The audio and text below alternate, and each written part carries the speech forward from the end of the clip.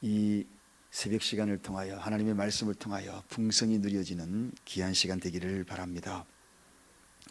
어느 무더운 여름날 한 사나이가 호기심이 발동하여서 냉동실에 들어간 겁니다. 더우니까 한번 들어가 보지, 이런 마음이 생겨난 거죠. 그런데 들어갈 때는 쉽게 들어갔는데 나가려고 하니까 금방 문이 잠겨서 나가지 못한 겁니다.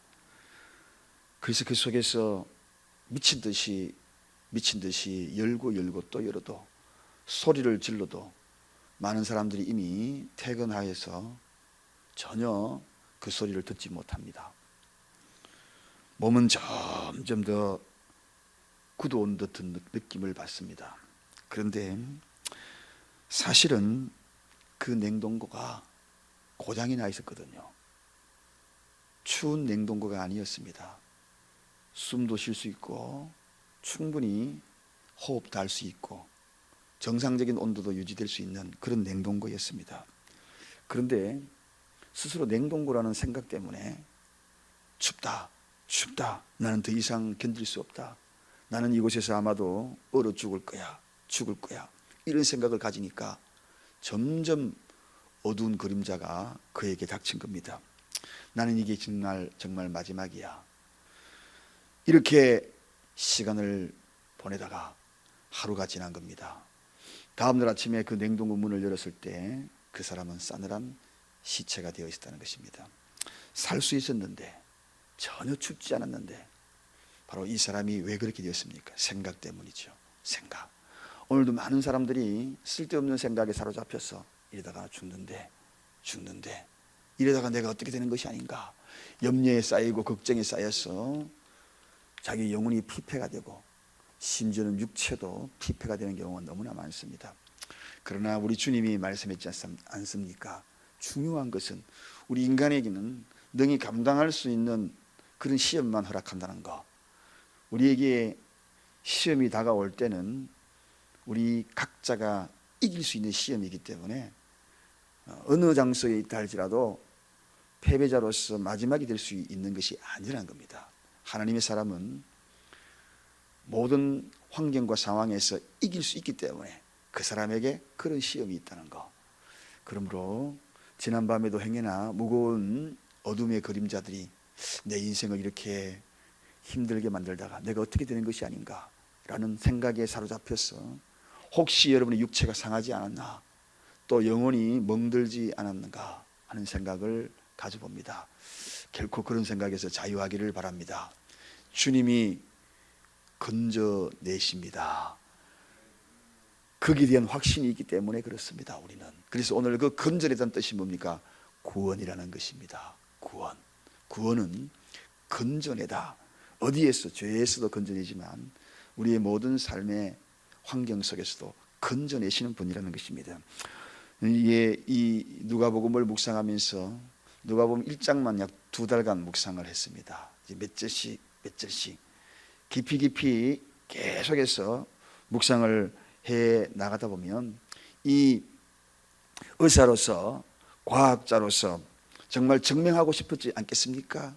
얼마나 과학으로 증명하고 싶었고, 그리고 자기가 갖고 있는 지식으로 의사인 누가가 예수님의 잉태하심과 그리고 준비됨을 증명하고 싶었겠습니까? 연구하면 연구할수록 더 빠져드는 겁니다. 그분을 생각하면 생각할수록 확실한 겁니다. 그래서 오늘도 이와 같은 이러한 모습들을 기록하면서 누가의 가슴 벅찬 소개가 오늘도 본문에 소개가 되고 있습니다.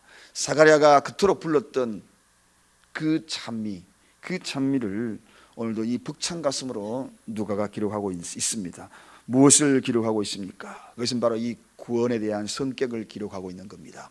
그리고 비약적으로 좀 더 적용하여서 어느덧 요한이 태어나서 광야에서 성장하는 그런 과정까지 잠깐 언급한 내용이 오늘 이 3절에 소개가 되고 있습니다. 자, 그렇다면 이 구원의 성격을 어떻게 소개하고 있습니까? 첫째는 이 구원이라는 것은 하나님의 긍휼에 근거한 구원이다 하는 것을 보게 됩니다. 78절 보니까 이는 우리 하나님의 긍휼을 인함이라. 긍휼을 인함이라. 여러분, 태초에 인간이 범죄하였습니다. 아담이 범죄하여서 하나님의 사랑을 저버리고 하나님의 진노의 대상이 되고 말았습니다. 한마디로 원수가 되었다는 것입니다.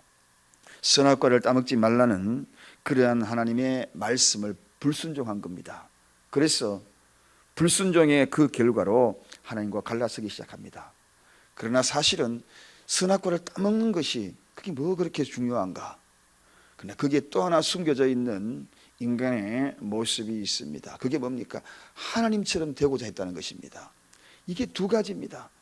불순종으로 인하여서 하나님처럼 되고자 하는 것. 이 두 가지가 인간이 바로 하나님과 원수되고 말았던 가장 큰 이유라는 겁니다. 사랑하는 여러분, 하나님과 같아지기를 원한 이 모습, 피조물이 어찌 조물주 하나님과 같아지려고 했든지, 오늘날 이 시대에도 바로 이러한 사람들이 정말 많습니다. 하나님과 같아지. 그래서 그것을 우리는 한마디로 교만이다, 그렇게 이야기하는 거죠. 불순종과 교만, 이것이 하나님과 인간 사이를 갈라놓았던 겁니다. 오늘도 끊임없이 우리 속에 들어오고 있는 이 교만, 이 교만이 어떤 모습으로 드러납니까? 사람을 비판하고 사람을 판단하고, 이것은 누가 하는 고난입니까? 하나님의 고난이죠. 그래서 너희는 비판하지 말라, 판단하지 말라, 그렇게 이야기하는 것입니다. 그리고 말씀하셨죠. 교만은 내가 대적하겠다고.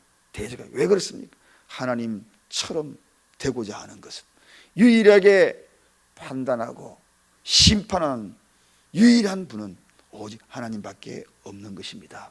그러므로 우리가 가져야 될 생각이 무엇입니까? 저 사람의 비판에 대한 그러한 징후와 요소들이 내 시야에